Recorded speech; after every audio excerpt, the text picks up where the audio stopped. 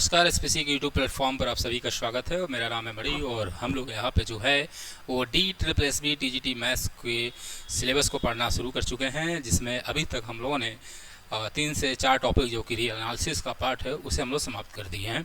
आज हम लोग को पढ़ना है सीक्वेंस, और सीक्वेंस का आज पहला लेक्चर है जो कि थ्योरेटिकल लेक्चर होगा। थोड़ा बहुत क्वेश्चन भी लगाया जाएगा, लेकिन आने वाले लेक्चरों में आपको क्वेश्चन भी देखने को मिलेंगे। और DSSB TGT मैथ्स में ये बात आप बहुत अच्छे से याद रखेंगे, क्योंकि ये याद रखना बहुत ज़रूरी होगा, क्योंकि थ्योरेटिकल पार्ट जो है वो सबसे ज़्यादा पूछे जाते हैं, थ्योरी सबसे ज़्यादा पूछी जाती है। कोई डिफिनीशन आपसे पूछ दी जाएगी, कोई थ्योरम पूछ दी जाएगी, कोई कॉन्सेप्ट आपसे पूछा जा सकता है, तो उस पर भी हमको ध्यान देना है और क्वेश्चन पे तो ध्यान हमको देना ही देना है। तो चलिए शुरू करते हैं आज का अपना टॉपिक सीक्वेंस। और इसके पहले जितने भी लेक्चर हैं आपने उससे नहीं देखा होगा तो ऊपर आई बटन दिख रहा होगा, वहाँ क्लिक करेंगे तो उसकी प्लेलिस्ट मिल जाएगी और प्लेलिस्ट खोल के आप देख सकते हैं पूरा का पूरा आपका जो अब तक पढ़ाया गया उसको। साथ ही साथ में अगर वीडियो अच्छी आ रही लगी हो तो इसे अपने दोस्तों के बीच में पहुँचाइए, जिससे हमें भी हम भी थोड़ा मोटिवेट होंगे और ये पूरी कोशिश करेंगे कि आपके पूरे सिलेबस को हम लोग कवर कर दें। तो चलिए शुरू करते हैं। आज का हमारा टॉपिक है सीक्वेंस। सीक्वेंस होता क्या है? सीक्वेंस एक मैप होता है। क्या होता है सीक्वेंस? एक मैप। देखिए ध्यान से, तो लिखा है let x be a non empty set, let x be a non empty set then a sequence in x is a map. तो एक सीक्वेंस जो होगा वो क्या होगा बच्चे? मैप होगा। किसमें? एक मिनट बच्चों,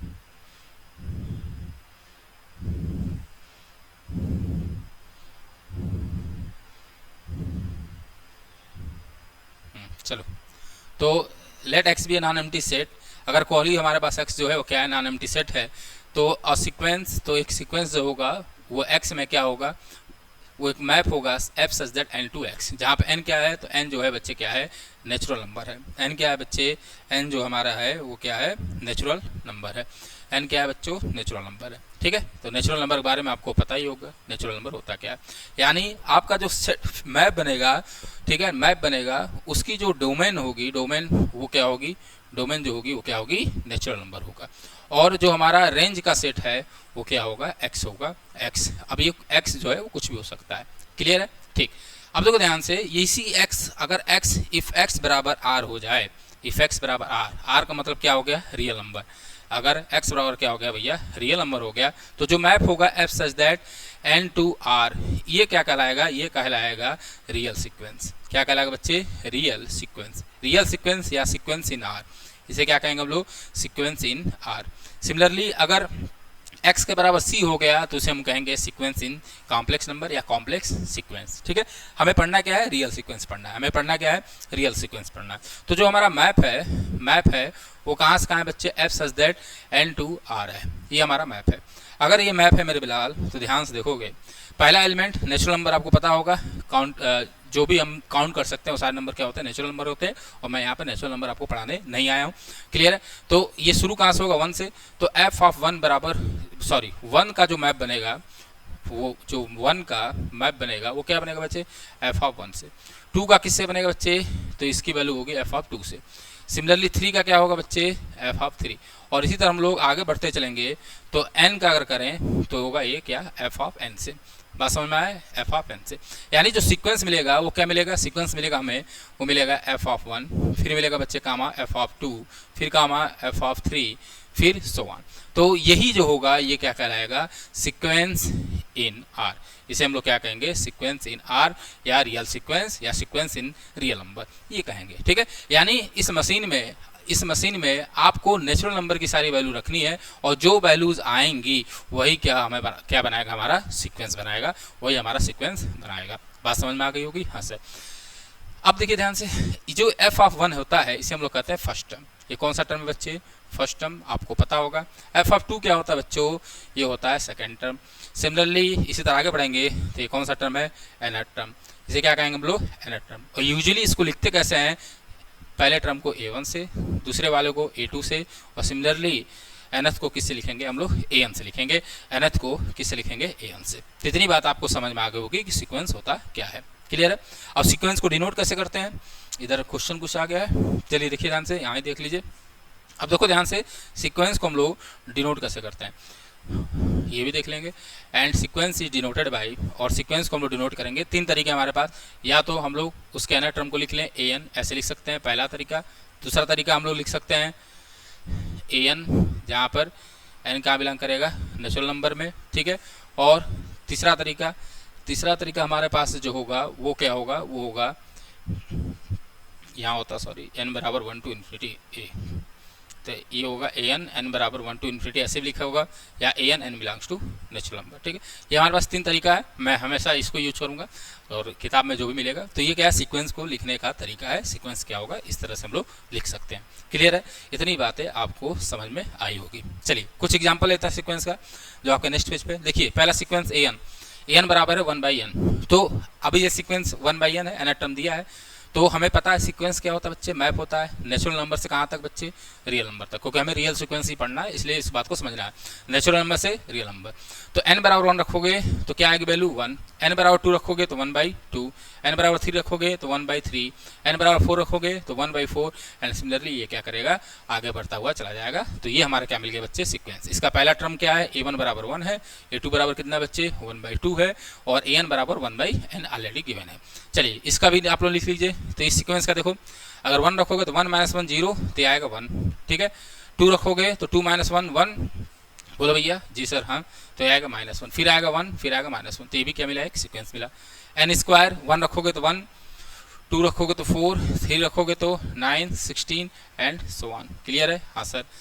an बराबर c जो कि एक कांस्टेंट है, तो यहाँ पे तो कुछ n की वैल्यू है नहीं, तो c ही आएगा, तो c, c इसी तरह आएगा। इसे हम लोग कहते हैं कांस्टेंट सीक्वेंस। इसे हम लोग क्या कहते हैं बच्चे, कांस्टेंट सीक्वेंस।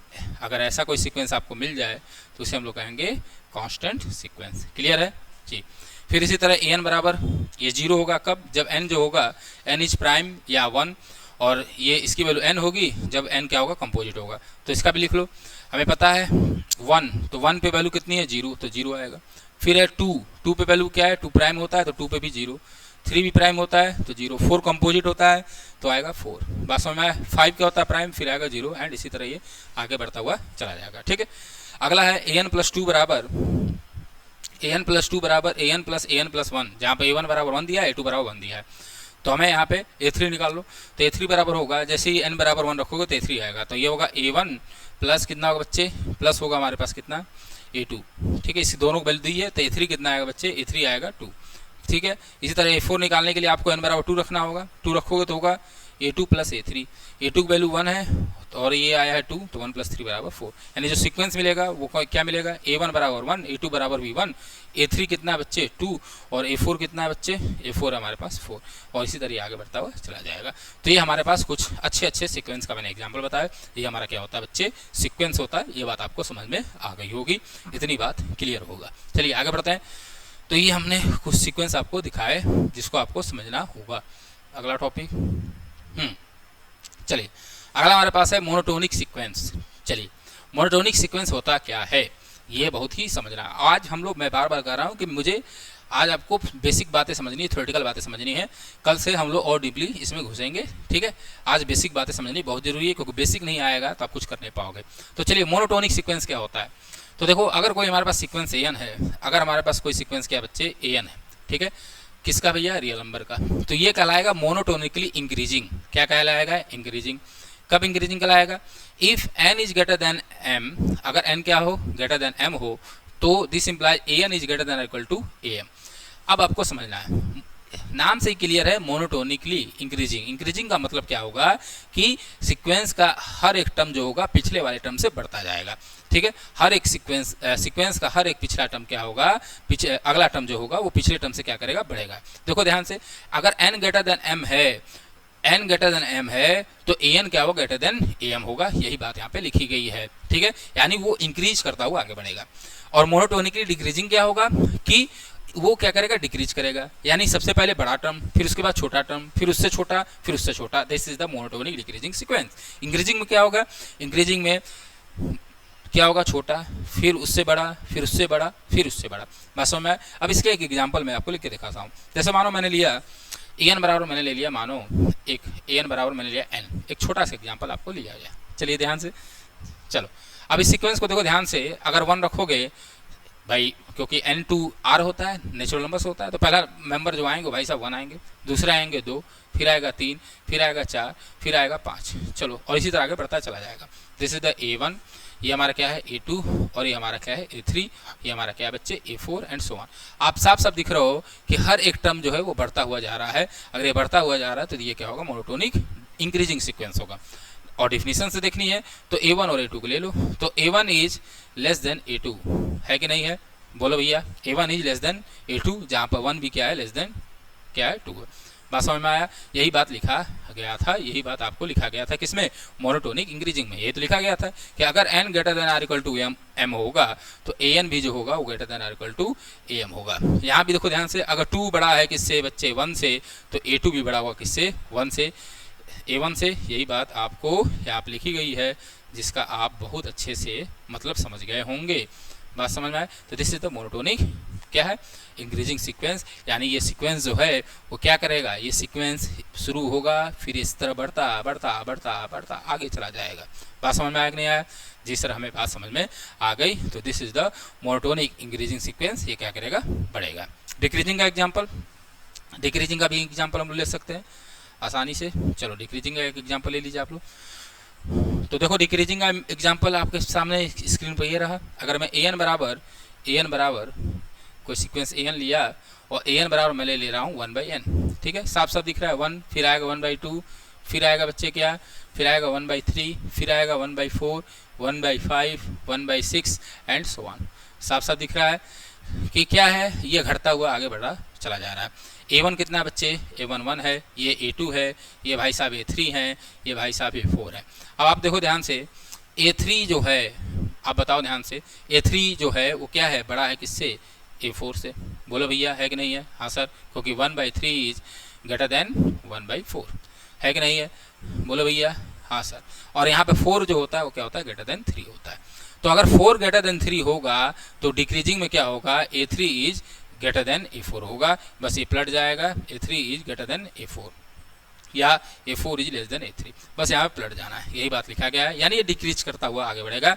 और आप देख रहे हो ध्यान से, पहले बड़ा, फिर उससे छोटा, फिर उससे छोटा, फिर उससे छोटा, ये क्या कर रहा है, डिक्रीज कर रहा है। ये क्या कर रहा है बच्चे, डिक्रीज कर रहा है। बात समझ में आया? तो आपको इतनी बात समझ में आई होगी, डिक्रीजिंग और इंक्रीजिंग का मतलब समझ में आ रहा होगा, ठीक है, इतनी बात आपको समझ में आ रही होगी। यानी ये सीक्वेंस होगा वो धीरे धीरे धीरे क्या करेगी, डिक्रीज करेगी, ये नीचे बढ़ते हुए चली जाएगी। तो ये क्या हुआ, मोनोटोनिक डिक्रीजिंग। क्लियर है? जी सर, हमें कोई दिक्कत नहीं है। तो ये हुआ मोनोटोनिक इंक्रीजिंग और मोनोटोनिक डिक्रीजिंग, ये बात हमको समझ में आ गई होगी। चलिए अब यहाँ पे एक नोट लिख लीजिए। अगर कोई कांस्टेंट सीक्वेंस है, अगर an बराबर c है, an बराबर c का मतलब कांस्टेंट सीक्वेंस, एक ही वैल्यू आएगी, c और सो ऑन, ये c आता हुआ चला जाएगा। तो जो कांस्टेंट सीक्वेंस होता है वो मोनोटोनिक इंक्रीजिंग और डिक्रीजिंग दोनों होता है। ये बात दिमाग में आपको बैठाना है कि कांस्टेंट सीक्वेंस जो होगा वो मोनोटोनिक इंक्रीजिंग भी होगा, मोनोटोनिक डिक्रीजिंग भी होगा। चलिए ठीक है, आपको कुछ मैं एग्जाम्पल देख लीजिए। जैसे मैं कहूँ n² बताना, सब लोग क्या है, मोनोटोनिक डिक्रीजिंग है कि इंक्रीजिंग है, बता ले जाओगे। -n² बताना कमेंट करके, मोनोटोनिक इंक्रीजिंग है कि डिक्रीजिंग है, ठीक है। 1/8n इंक्रीजिंग है डिक्रीजिंग है, आप सब बता सकते हो, ठीक है। इतनी बात आपको बताना है। क्लियर है? जी सर, हमें कोई दिक्कत नहीं है, ये बात हमको समझ में आ गई। ये हमारा क्या है, मोनोटोनिक इंक्रीजिंग और डिक्रीजिंग सीक्वेंस समझ में आया, ठीक है। आगे बढ़ा जाए? हाँ सर, आगे बढ़ा जाए। और कोई और एग्जांपल आप बता सकते हैं जो ना मोनोटोनिक डिक्रीजिंग हो ना इंक्रीजिंग हो? कोई एग्जांपल जो मोनोटोनिक इंक्रीजिंग भी ना हो और ना ही डिक्रीजिंग हो, बताइए, बोलो भैया, कोई बता सकता है? बहुत सारे एग्जांपल हैं, सोचिएगा बैठ के। चलिए आगे बढ़ा जाए। अब हमें देखना है बाउंडेड सीक्वेंस, ठीक है। बाउंडेड सीक्वेंस हम लोग चल रहे हैं पढ़ने, जो कि हमारा क्या है, इंपॉर्टेंट टॉपिक है। चलिए, बाउंडेड सीक्वेंस होता क्या है देखा जाए। चलो, कह रहा सीक्वेंस an, अगर हमारे पास कोई सीक्वेंस an है, is set to be bounded above. सबसे पहले आपको बाउंडेड एबव याद रखना है, क्योंकि बाउंडेड सीक्वेंस तभी समझ में आएगा जब आपको बाउंडेड एबव समझ में आए। तो पहला यहाँ पे देखिए ध्यान से, बाउंडेड एबव जो लिखा है उसको ध्यान से देख लीजिए, ठीक है। कोई सीक्वेंस कब बाउंडेड एबव होगा या कब बाउंडेड एबव होगा, जब एक नंबर k जो है वो कहाँ बिलोंग करे, रियल नंबर में, सच दैट कि an is less than equal to k हो जाए। सच दैट क्या हो जाए, an is less than equal to k। यानी अगर कोई सीक्वेंस बाउंडेड है तो an जो होगा, an की जो वैल्यू होगी वो हमेशा किसी एक रियल नंबर से क्या होगी, हमेशा छोटी या बराबर होगी। तो अगर ये छोटी या बराबर आती है किसी रियल नंबर से तो इसे हम लोग कहेंगे क्या, बाउंडेड एबव। क्या कहेंगे बच्चे, बाउंडेड एबव कहेंगे, बाउंडेड एबव, ठीक है, या कहेंगे बाउंडेड एबव बाई के। क्लियर है, बाउंडेड एबव बाई के, ठीक। इसी तरह बाउंडेड बिलो होता है। बाउंडेड बिलो में क्या होगा, कोई हमारे पास के हो, स्मॉल के, जो कि कहाँ हो बच्चे, रियल नंबर में हो, जिसके लिए एन की वैल्यू क्या हो, हमेशा उससे बड़ी या बराबर हो, उससे क्या हो बच्चे, बड़ी या बराबर हो। अगर एन जो है किसी नंबर से बड़ा या बराबर है, ठीक है, तो क्या होगा, तो ये कहलाएगा क्या, बाउंडेड बिलो। ये क्या कहलाएगा बच्चे, बाउंडेड बिलो। और किससे बाउंडेड बिलो भैया, बाउंडेड बिलो बाई स्मॉल के। क्या कहलाएगा भैया, बाउंडेड बिलो बाई स्मॉल के। एग्जाम्पल दूंगा मैं, परेशान नहीं होना है, बहुत सारे एग्जाम्पल आपको मिलेंगे, इसके लिए आपको परेशान नहीं होना है। चलिए अब देखिए ध्यान से, अगर कोई भी सीक्वेंस है और वो बाउंडेड एबव है किसी के से, तो जो ये के कहलाता है, के कहलाता है अपर बाउंड। इसको दिमाग में बैठा लेंगे, के क्या कहलाएगा, अपर बाउंड। के क्या कहलाएगा, अपर बाउंड। क्लियर है जी सर। अगर कोई भी सीक्वेंस है वो किसी स्मॉल के से छोटा या स्मॉल के से बड़ा या बराबर है, तो उसे हम लोग क्या कहेंगे, लोअर बाउंड। उसे कहेंगे एलबी, यानी लोअर बाउंड। इसे ध्यान रखना है, ठीक है। तो यहाँ पे जो के है वो के क्या है, अपर बाउंड। के क्या होता है बच्चे, के होगा हमारे पास सर अपर बाउंड। और जो हमारा स्मॉल के है वो कौन सा बाउंड है भैया, वो है लोअर बाउंड। वो क्या है, लोअर बाउंड, ठीक है, वो क्या है, लोअर बाउंड। बात समझ में आया, हाँ सर, बात समझ में आया। कोई दिक्कत नहीं सर, हमें कोई दिक्कत नहीं है, हमें कोई भी दिक्कत नहीं है। अब देखो ध्यान से, किसी भी सीक्वेंस का अपर बाउंड और लोअर बाउंड यूनिक नहीं हो सकता। किसी भी सीक्वेंस का upper bound lower bound unique नहीं होता, हो नहीं सकता, मैं बता रहा हूँ यूनिक नहीं होता है। अपर बाउंड और लोअर बाउंड कई होते हैं। क्या होता है भैया, अपर बाउंड लोअर बाउंड कई हो सकते हैं, ठीक है। ये बात आपको दिमाग में बैठानी है। अभी कुछ देर बाद ये सारी बातें मैं क्लियर करूंगा। लेकिन लोअर बाउंड और अपर बाउंड क्या एक ही, मतलब एक होंगे, नहीं, केवल ये के ही होगा, नहीं भैया, ये के कई हो सकते हैं, ठीक है। ये के जो है कई हो सकते हैं, ठीक है। जिससे क्या होगा, वो उसका अपर बाउंड होगा। वो के कई हो सकता है, स्मॉल के भी कई हो सकते हैं। ये बात आपको बता दूं मैं, इसको ध्यान रखेंगे। चलिए आगे बढ़ा जाए, हाँ सर आगे बढ़ा जाए। चलो अब देखिए ध्यान से, अब आ गया हमारा मेन टॉपिक। अब कह रहा है अ सीक्वेंस इज बाउंडेड। अगर कोई सीक्वेंस बाउंडेड है, अगर कोई सीक्वेंस क्या बच्चे, बाउंडेड है, तो ये तभी बाउंडेड होगा जब वो क्या हो, बाउंडेड एबव हो और बाउंडेड बिलो हो, ठीक है। क्या हो, बाउंडेड एबव हो या बाउंडेड बिलो हो। या ये कह सकते हैं कोई सीक्वेंस कब बाउंडेड होगा, जब उसके पास उसका अपर बाउंड भी हो और लोअर बाउंड भी हो। क्या हो, अपर बाउंड भी हो और लोअर बाउंड हो। यानी हमने माना कि there exist small k and capital k belongs to R such that n जो होना चाहिए वो बड़ा होना चाहिए किससे बच्चे, स्मॉल के से, और छोटा होना चाहिए किससे, के से। तो अगर एन इन दोनों नंबरों से क्या हो गया, छोटा या बराबर हो गया, तो इसे हम लोग क्या कहेंगे बच्चे, इसे हम लोग कहेंगे कि एन जो होगा वो क्या है, एन इज बाउंडेड। एन क्या है बच्चे, बाउंडेड है। एन क्या है, बाउंडेड है। ये बात आपको दिमाग में रखनी है। यानी उसके पास क्या होना चाहिए, लोअर बाउंड भी होना चाहिए, और उसके पास क्या होना चाहिए बच्चे, अपर बाउंड भी होना चाहिए, ठीक है। क्या होना चाहिए बच्चे, अपर बाउंड भी होना चाहिए, ठीक है। यही बात है, दोनों बातों को मिला दिया गया है, ठीक है। और इसको बहुत अच्छे से दिमाग में बैठाए रखेंगे, क्योंकि कई थ्योरम है उससे भी क्वेश्चन लगते हैं, और यहाँ पे ये उसका बाउंडेड बिलो और बाउंडेड एबव का यूज होगा।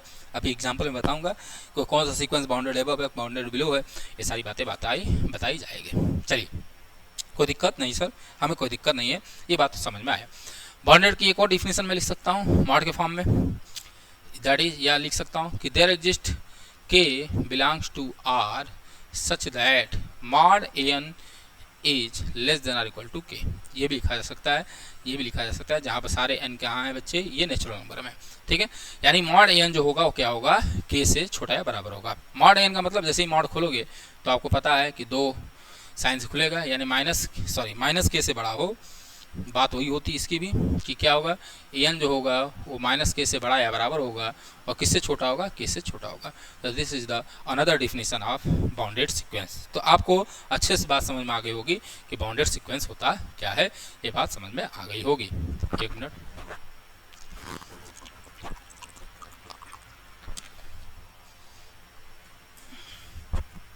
चलिए आगे बढ़ा जाए।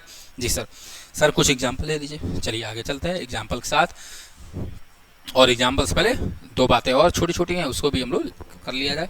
चलिए अब है लिस्ट अपर बाउंड और ग्रेटेस्ट लोअर बाउंड। इसे हम लोग कहते हैं शॉर्ट फॉर्म में LUB। आप लोग कई बार देखे होंगे, या इसे हम लोग सुप्रीमम भी कहते हैं, तो सुप्रीमम भी करते हैं, सुपरमम, और इसे हम लोग कहते हैं GLB, दैट इज इन्फीमम, इसे हम लोग इन्फीमम भी कहा जाता है। ठीक है, चलिए, तो अब हमको देखना है लिस्ट अपर बाउंड और ग्रेटेस्ट लोअर बाउंड। नाम से ही क्लियर है क्या, अपर बाउंड में सबसे छोटा, अपर बाउंड में सबसे छोटा, बात समझ में आया, तो उसे हम लोग क्या कहेंगे, list upper bound. Greatest lower bound में क्या, लोअर बाउंड में सबसे बड़ा, लोअर बाउंड में सबसे बड़ा, नाम से क्लियर है। चलो देखो, यहाँ पे कुछ बातें लिखी हैं, जो बातें पढ़ के आप लोग समझ सकते हो, लेकिन चलो देखो ध्यान से। पहली बात, अगर के जो है वो क्या है, LUB है, यहाँ पे लिखा है के क्या है बच्चे, LUB होगा। कब होगा, जब इफ के इज एन अपर बाउंड। पहली बात तो के क्या होना चाहिए भैया, एन अपर बाउंड, के तो होना चाहिए upper bound. If K1 is an another upper bound, अगर K1, वही बात में है कि अपर बाउंड कई हो सकते हैं, तो यहाँ पे अगर K1 कोई दूसरा अपर बाउंड है, K1 क्या है दूसरा बच्चे, अपर बाउंड हुए, तो K जो होगा उस K1 से छोटा हो जाएगा, यानी K जो होगा उस K1 से छोटा होगा। बात जो ये दोनों लिखी है वो यही लिखी है कि अपर बाउंड में सबसे छोटा। ठीक है, यानी किसी भी सीक्वेंस का हम लोग अपर बाउंड का अगर सेट ले लिया जाए, ठीक है, तो अपर बाउंड में जो सबसे छोटा मेंबर होंगे वही हमारे क्या कहलाएंगे, LUB कहलाएंगे। ठीक है, अब देखिए ये तो बात क्लियर है, लेकिन कुछ बातें जानने की लायक है। अगर मानो के जो है हमारा अपर बाउंड है, के क्या है बच्चे, इज एन अपर बाउंड, के क्या है बच्चे, अपर बाउंड है। तो अगर के अपर बाउंड है, सॉरी LUB ले लो, अपर बाउंड नहीं, के इज LUB, के मैं माना है LUB है, LUB है, तो अगर के LUB होगा तो सबसे पहले तो अपर बाउंड होगा, तो AN जो होगा वो less than or equal to k होगा। ठीक है, बात समझ में आया, हाँ सर, AN जो होगा less than or equal to k होगा। लेकिन मानो हमने एक एप्सिलॉन लिया है जो कि ग्रेटर देन 0 है, ग्रेटर देन 0 का मतलब कि 0 से थोड़ा सा बड़े हैं भाई साहब। अगर मैं इस के में से एप्सिलॉन को अगर मैंने घटाया, तो अगर AN तब भी छोटा या बराबर है, तो कभी भी के जो होगा वो upper bound, list upper bound नहीं हो सकता, लिस्ट अपर बाउंड नहीं हो सकता। अगर अभी भी ये छोटा या बराबर है, वो मैंने काट दिया, आपको समझना होगा कि अगर ये के जो होगा अभी भी ऐसी प्रॉपर्टी रख रहा है अपर बाउंड की, तो ये तो गलत है। क्यों, क्योंकि के सबसे छोटा है, के से कोई छोटा अपर बाउंड हो ही नहीं सकता, यानी जो ये बात लिखी है वो गलत हो जाएगी, ये क्या हो जाएगी, गलत हो जाएगी, ये क्या हो जाएगी, गलत हो जाएगी। बात समझ में आया कि नहीं आया, जी सर, अब हमें बात समझ में आ गई, यानी के से कोई भी छोटा अपर बाउंड ही नहीं होगा। ठीक है, अपर बाउंड भी नहीं होगा, क्लियर है, जी sir. Similarly GLB lower bound में सबसे बड़ा, तो अगर कोई L जो है LUB है AN की, तो अगर L जो है LUB है AN की, ये हुआ, बोलो भैया है, तो ये सबसे बड़ी होगी। इससे बड़ा अगर कोई नंबर ले लें, यानी L प्लस एप्सिलॉन करें, और फिर भी ऐसी बात हो रही है, तो ये कभी LUB नहीं हो सकती, कभी भी LUB नहीं हो सकती। बात समझ में आया, यानी अगर L LUB होगा तो L प्लस एप्सिलॉन करोगे तो भाई साहब ये इक्वल टू नहीं होगा, साइन पलट जाएगा, ये बात याद रखना है। क्यों, क्योंकि L ऑलरेडी सबसे बड़ा था, लोअर बाउंड में सबसे बड़ा, इससे बड़ा कोई लोअर बाउंड ही एग्जिस्ट नहीं करेगा, कोई लोअर बाउंड ही एग्जिस्ट नहीं करेगा। देखो लोअर बाउंड को एग्जिस्ट कर रहा नहीं सर, तुरंत पलट जाएंगे भाई साहब, ये क्लियर है, हाँ सर क्लियर है। तो ये बात आपको समझ में आ गई क्या, LUB एंड GLB, LUB का मतलब अपर बाउंड में सबसे छोटा, और GLB का मतलब लोअर बाउंड में सबसे बड़ा।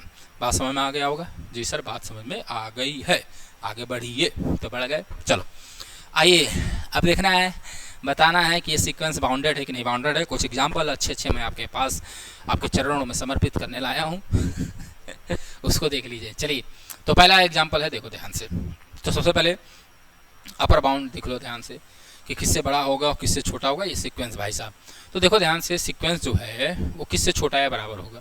अगर मैं n बराबर 1 रखूँगा, क्योंकि भाई नेचुरल नंबर का ये मैप होता है, डोमेन इसका नेचुरल नंबर होता है, ठीक है, तो नेचुरल नंबर 1 2 और बहुत ज़्यादा जाएगा तो कहाँ तक जा सकता है, इन्फिनिटी तक जा सकता है, ये बात याद रहेगी। चलो, तो अगर मैं 1 रखूँगा तो इसकी वैल्यू आएगी 1, क्लियर है।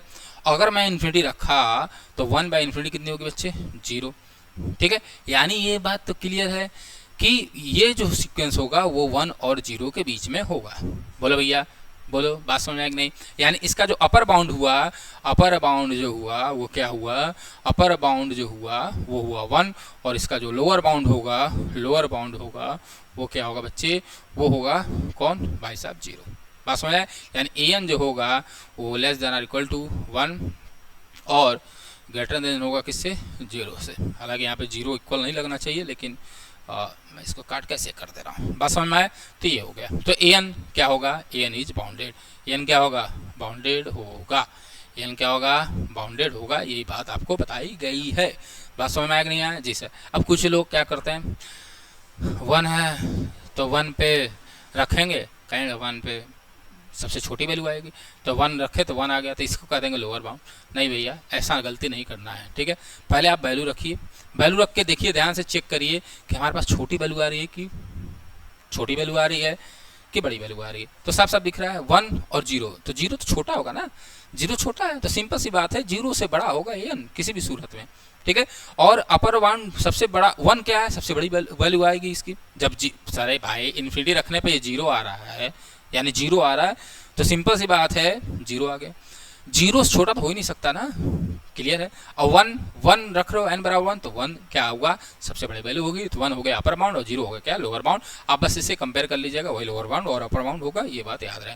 यानी an क्या होगा, ये बाउंडेड होगा, ये बात आपको क्लियर है। इस अब देखो, अभी ये हमारा क्वेश्चन है। चलो n बराबर 1 रखोगे तो 1 माइनस 1 दैट इज क्या होगा, 0। और इन्फिनिटी रखो तो 1 बाई इन्फिनिटी 0, तो बचेगा केवल 1, तो आया 1। तो इसका भी लोअर बाउंड अपर बाउंड क्या होगा, तो इसका जो अपर बाउंड हुआ वो कितना आया, वो आया 1, और लोअर बाउंड कितना आया बच्चे, वो आया 0। यानी 0 से an जो होगा 0 और 1 के बीच में होगा, यही बात है। तो an क्या होगा, बाउंडेड होगा। बात समझ में, ये आसान है, इसलिए चलिए आगे बढ़िए। अगला है n स्क्वायर। चलो, तो n स्क्वायर की मैक्सिमम और मिनिमम वैल्यू देख लो। 1 रखोगे तो 1 रखो तो 1 आएगा, 2 रखोगे तो 4, फिर आएगा 3 रखोगे तो 9, और इसी तरह आगे बढ़ता हुआ चला जाएगा, ठीक है। अब देखो ध्यान से, इसकी मिनिमम वैल्यू होगी 1 होगी, यानी ये 1 होगा, ठीक है। यानी an जो है इसका जो होगा लोअर बाउंड तो मिल गया हमारे पास। तो लोअर बाउंड कितना है बच्चे, लोअर बाउंड आया हमारा 1, बट इसका अपर बाउंड मिलेगा नहीं सर, क्योंकि इन्फिनिटी रखेंगे तो इन्फिनिटी आ जाएगा। बात सिंपल सी बात है। तो इसका हमारे पास अपर बाउंड नहीं है। क्या नहीं है भाई साहब, अपर बाउंड के बारे में हमें कुछ भी पता नहीं है। तो ये क्या होगा, an जो होगा वो बाउंडेड बिलो होगा, लेकिन बाउंडेड अबव नहीं होगा। इसका मतलब ये क्या है, ये बाउंडेड ही नहीं है। ये क्या है, बाउंडेड नहीं है। माइनस n इसको ऐसे तरह चेक कर लेंगे, ठीक है भाई, एक एक वैल्यू रख लो, रख के देख लेंगे। अरे भाई साहब वो चलिए, अरे चलो तो रख लो। जैसे रखोगे तो आएगा क्या, -1, फिर आएगा -4, -9, और इसी तरह आगे बढ़ता हुआ चला जाएगा, ठीक है। तो इसकी सबसे जो ज़्यादा वैल्यू है वो -1 है, ठीक है भाई, और बाकी कम ही होते जा रहा है। तो सिंपल सी बात है, ये बाउंडेड अबव होगा -1 से, बट बाउंडेड बिलो नहीं होगा, क्योंकि फिर इन्फिनिटी रखोगे तो माइनस इन्फिनिटी आएगा। तो बाउंडेड बिलो नहीं है, बाउंडेड अबव है किससे, -1 से। तो ये क्या होगा, ये भी बाउंडेड नहीं होगा, ठीक है, ये बाउंडेड नहीं होगा। -1 से क्या होगा, बाउंडेड अबव है, क्योंकि मैक्सिमम वैल्यू इसकी -1 होगी। बाकी क्या हो रही है, डिक्रीज होती हुई आगे बढ़ जा रही है। चलो आगे बढ़ा जाए, 2 के पावर n, तो इसको भी देख सकते हो। तो इसको तो आप खुद कर लीजिएगा, बहुत आसान है, कर लेंगे। बोलो भाई, कर लोगे कि नहीं कर लोगे, हाँ सर कर लेंगे, वेरी गुड, अच्छे बच्चे हो। चलो अगला देखा जाए, अगर नहीं समझ में आ रहा तो बताना, ठीक है। ये भी क्या है भैया, ये भी जो होगा इसकी लोअर बाउंड एग्जिस्ट करेगी, और लोअर बाउंड जो होगी वो कितनी होगी, 2 होगी, बट अपर बाउंड इसका नहीं होगा। यानी ये बाउंडेड बिलो होगा, बट बाउंडेड अबव नहीं होगा। ये क्वेश्चन देखो, अब इसमें देखो, अगर मैं n बराबर 1 रखा तो होगा 1 + 1 + 1 दैट इज 1/2। तो पहले सीक्वेंस ही बना लेते हैं हम लोग। तो सीक्वेंस बनाइए ज़रा ध्यान से,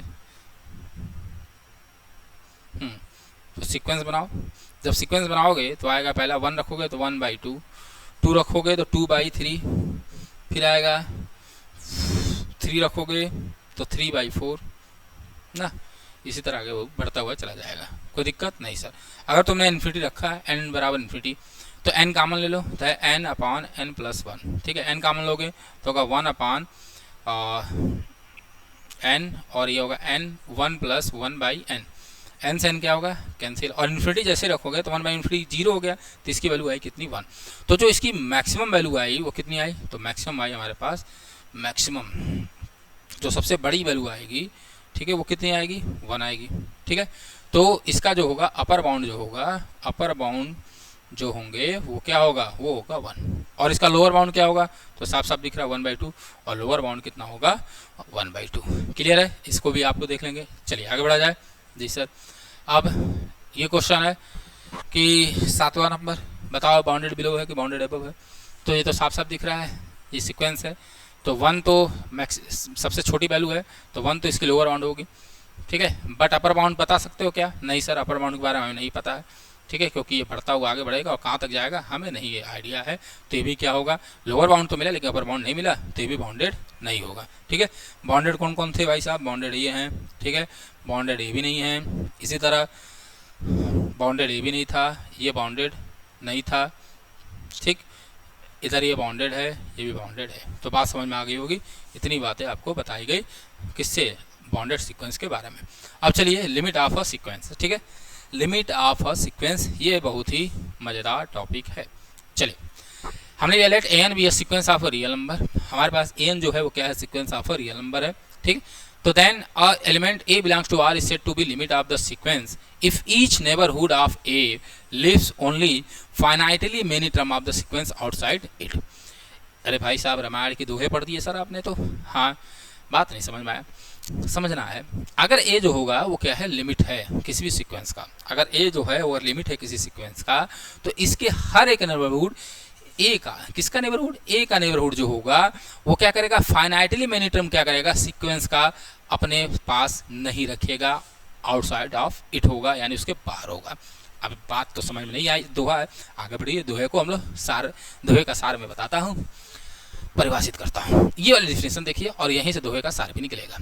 करा अगर ए जो होगा लिमिट ऑफ सीक्वेंस होगा, और आपके एग्जाम में ये वाला 100% आ सकता है, ये भी याद रखेंगे। ये डिफिनेशन ही लिख के आ जाएगी, बताओ इस लिमिट ऑफ सीक्वेंस की डिफिनेशन क्या होती है, तो बताना पड़ेगा। अगर ए जो है लिमिट ऑफ सीक्वेंस है तो क्या होगा? Then for every epsilon greater than, सारे एप्सिलॉन जो किससे बड़े हैं? ग्रेटर देन 0 है, उनके लिए हमें क्या मिलेगा? m, जो कहाँ होगा? नेचुरल नंबर में। Such that mod a n minus a जो होगा लेस देन एप्सिलॉन होगा, किसके लिए? For every n greater than or equal to m। बात समझ में आई? डिफिनेशन अपने दिमाग में घुसा लीजिए। क्या कर रहा है कि सारे एप्सिलॉन ग्रेटर देन 0 उनके लिए क्या मिलेगा बच्चे? m मिलेगा, जो कहाँ होगा? नेचुरल नंबर पे होगा। Such that mod a n minus a जो होगा वो लेस देन एप्सिलॉन होगा, mod a n minus a जो होगा वो लेस देन एप्सिलॉन होगा, जहाँ पे सारे के सारे n जो होंगे greater than equal to m होंगे। आइए इसका मतलब समझा जाए, देखो ध्यान से।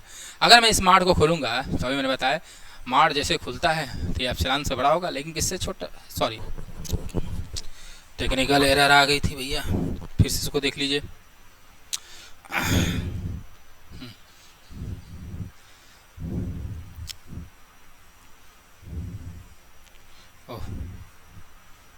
चलो, तो mod a n minus a is less than epsilon for every n greater than equal to m।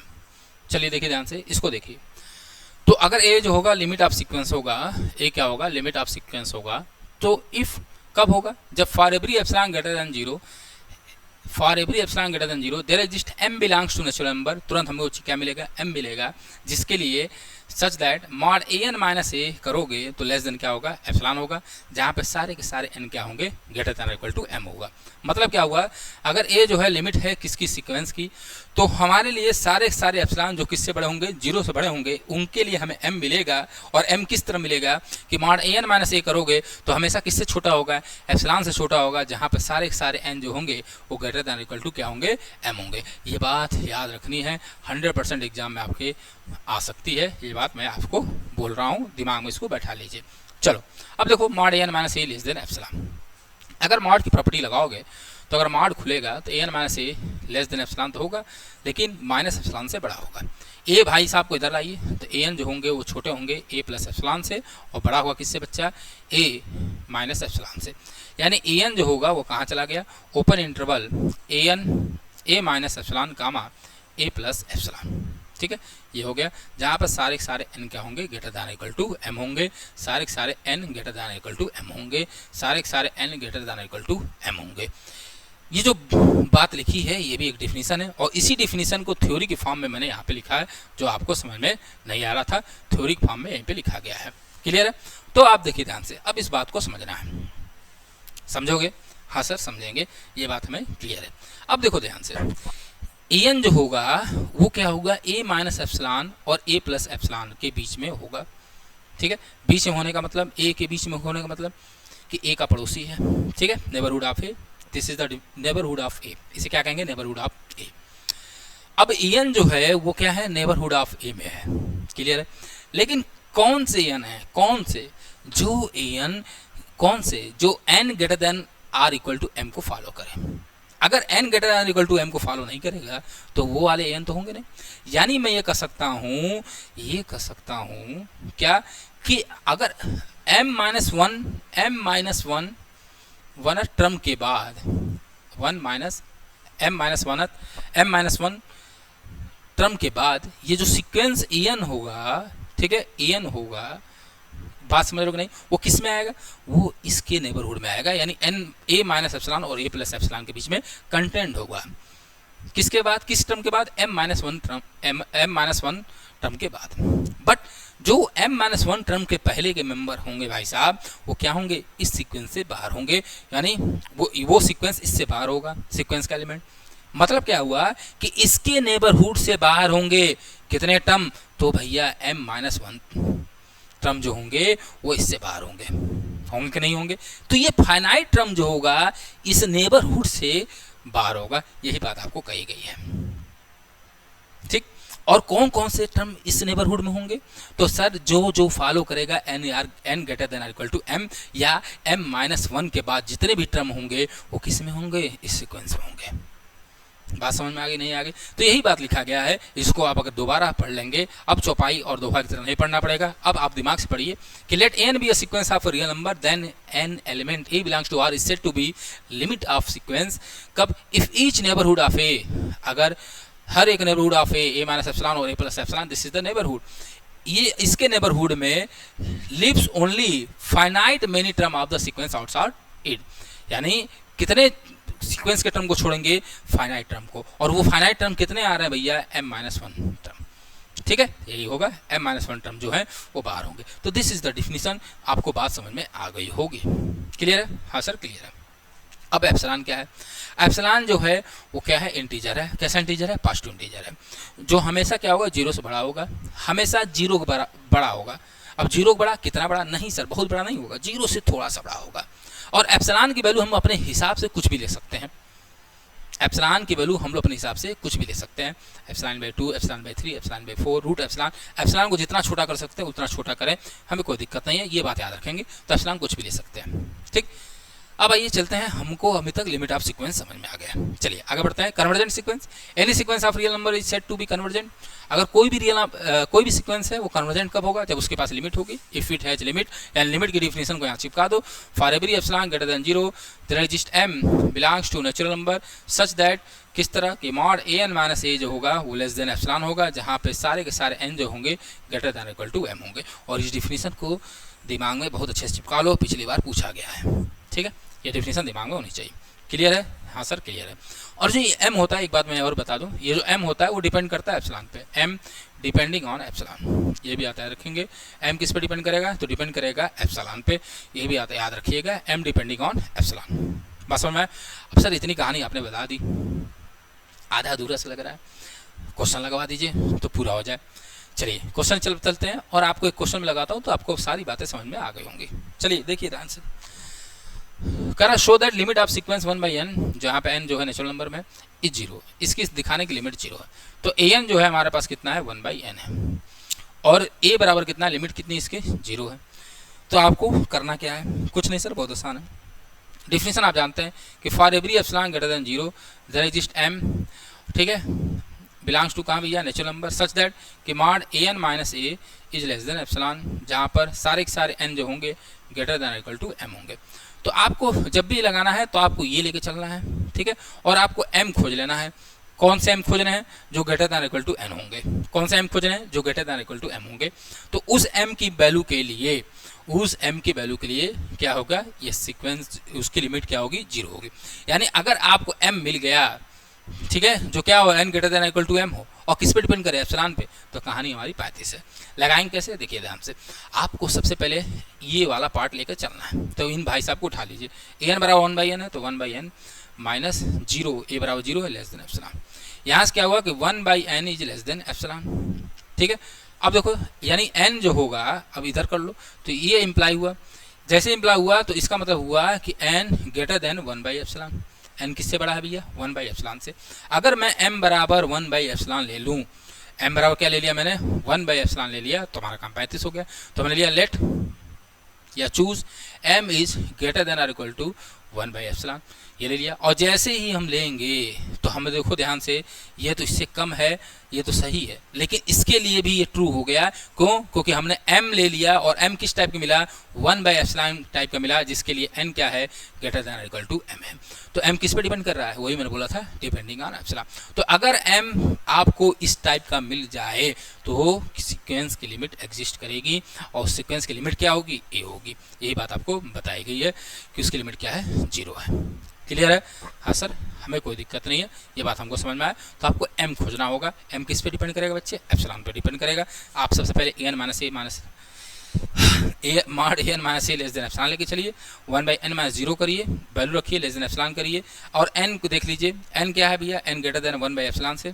ठीक है, n को ग्रेटर देन किससे, तो भाई इधर आएगा तो 1/ε से, और यही जो आएगा ग्रेटर देन वाली वैल्यू, यही m चूज़ कर लीजिए। m जैसे ही आपने चूज़ किया आपका काम 35 हो गया, 35 हो गया तो आ गया। क्वेश्चन इसमें भी पूछ देगा कि m की किस वैल्यू के लिए इसकी लिमिट 0 है, तो m की किस वैल्यू के लिए 1/ε, ठीक है, या m is greater than or equal to 1/ε, ये भी पूछ सकता है।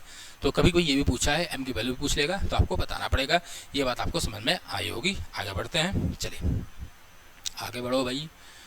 अगला क्वेश्चन कह रहा है कि if an is equal to n square plus 1/2n square plus 5, ठीक, अगर ये है तो then find m if limit is 1/2, इसकी लिमिट अगर 1/2 है तो आपको m निकालना है। चलो, तो m किस टाइप का होगा, सबसे पहले याद रखेंगे एप्सिलॉन टाइप का होगा, ये बात आपको पता है।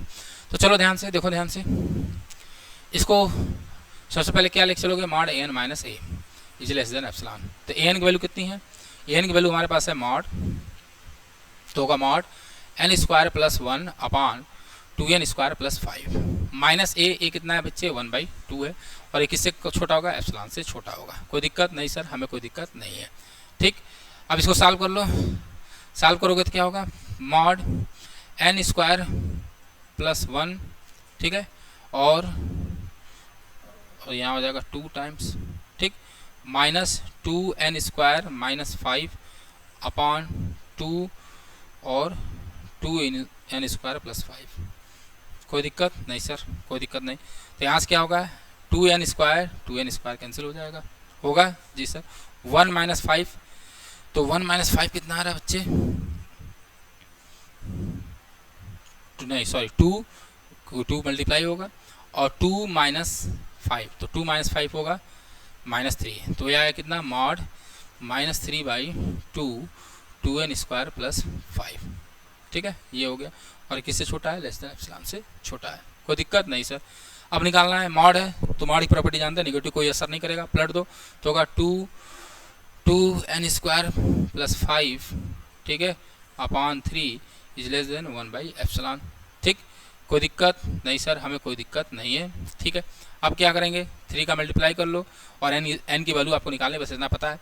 तो यहाँ से हो जाएगा क्या जी, यहाँ से हो जाएगा 2n square plus 5 is less than 3/ε, और यहाँ होगा 2ε क्योंकि नीचे चला जाएगा, तो 2n स्क्वायर प्लस 5 या 2n square is less than 3/2ε minus 5, और फिर 2 को इधर लेते जाओ, तो n स्क्वायर यहाँ मैं लिख दे रहा हूँ, यहाँ पे या नेक्स्ट चल देते हैं, तो होगा n square is less then, है ना, n स्क्वायर, कुछ गड़बड़ी हुई क्या, सॉरी ये देखो मैंने पलटा है तो ग्रेटर देन का साइन नहीं करा, ये ग्रेटर देन हो जाएगा, सॉरी भाई साहब। ठीक,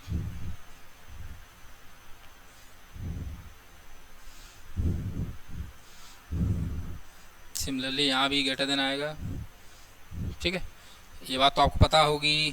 ठीक है, क्यों ग्रेटर देन होगा, इसलिए ग्रेटर देन होगा क्योंकि हमें पता है 2 is less then 3, but 1/2 is greater then 1/3, इतनी बात पता होगी। तो यहाँ से भी वही है। अब n स्क्वायर इधर कर लो तो मैं आगे बढ़ूँगा। अरे यार, यहाँ था, तो यहाँ से होगा n square greater than 3/4 epsilon minus 5/2, शायद यही आया ना।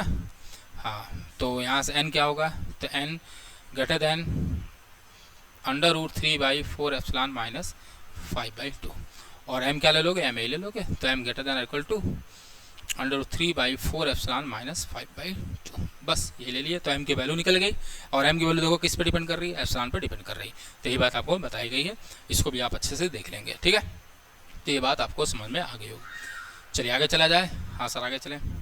अगला है करा limit n tends to infinity √n+1 minus √n बराबर 0। एक मिनट, यहाँ पे एक चीज़ मैं बताना भूल गया, उसको थोड़ा देख लेंगे, थोड़ी सी बात।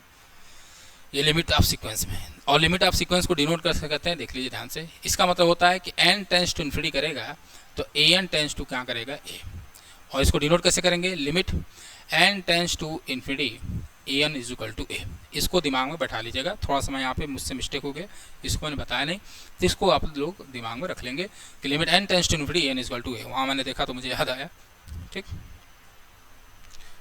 ये बात समझ में आ गई होगी आपको।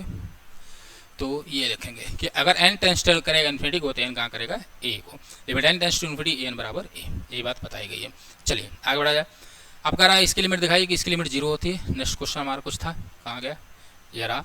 Limit n tends to infinity √n+1 minus √n बराबर 0। तो चलो इसको भी दिखाते हैं। तो an बराबर हमारे पास है, n बराबर हमारे पास है √n+1 माइनस √n।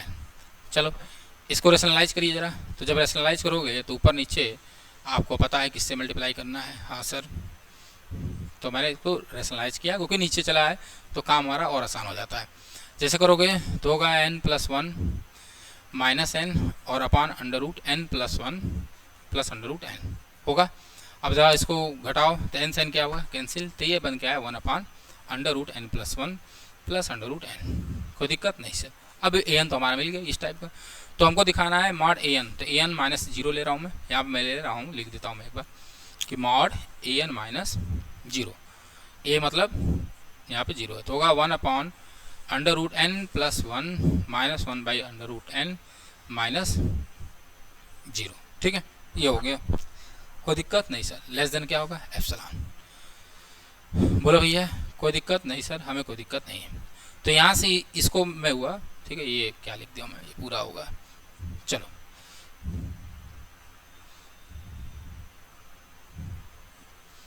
ये हो गया। तो यहाँ से आया 1/√n+1 और plus √n is less than epsilon. कोई दिक्कत नहीं सर, कोई दिक्कत नहीं है, ये बात समझ में आ गई। तो यहाँ से आया एक और लिख दो √n+1 प्लस √1/,